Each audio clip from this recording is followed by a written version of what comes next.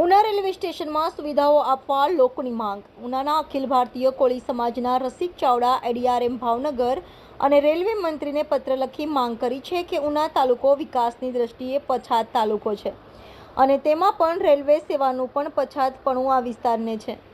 લાંબા અંતરની મુસાફરી માટે સૌથી સસ્તું અને સલામત મુસાફરી રેલવેની છે, પણ ખાટલે મોટી કહેવત અનુસાર આ વિસ્તારમાં આ સુવિધાનો સદંતર અભાવ જોવા મળે છે.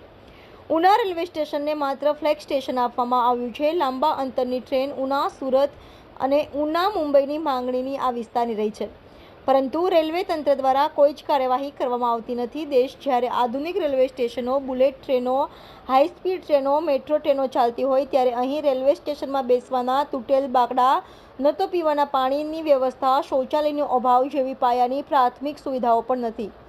તોકતે વાવાઝોડા બાદ પડી ગયેલ વૃક્ષો બી હટાવવામાં આવ્યા નથી. શૌચાલયમાં ઝાડી ઝાખરા ઉગી નીકળ્યા છે. રેલવે સ્ટેશનના નામનો બોર્ડ બી પડી ગયો છે. આ વિસ્તારમાં પ્રવાસનની અનેક તકો છે, ત્યારે વિસ્તારમાં લાંબા અંતરની ટ્રેન આપવામાં આવે તો પ્રવાસીઓને મુસાફરીની સારી સુવિધાઓ મળી રહે.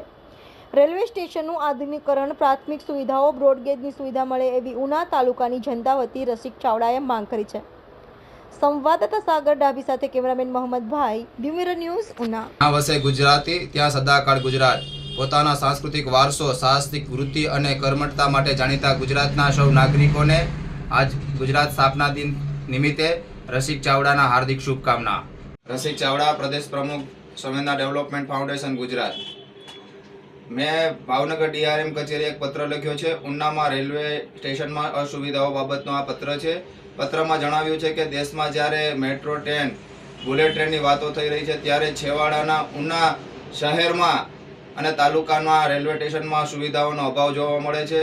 ટોયલેટ એકદમ ગંદા છે. રેલવે સ્ટેશનનો બોર્ડ પડી ગયો છે. ઝાડવા અને ઝાડી ઝાખરા ઉગી નીકળ્યા છે. ત્યારે દેશમાં જ્યારે આધુનિક રેલવે સ્ટેશનોની વાત થતી હોય ત્યારે અહીં રેલવે સ્ટેશનમાં અનેક અસુવિધાઓ છે. લાંબા અંતરની ટ્રેનોની માંગણી ઘણા સમયથી છે, છતાં માંગણી સંતોષવામાં આવી નથી. બ્રોડગેજ લાઇનની પણ માંગ કરવામાં આવી છે.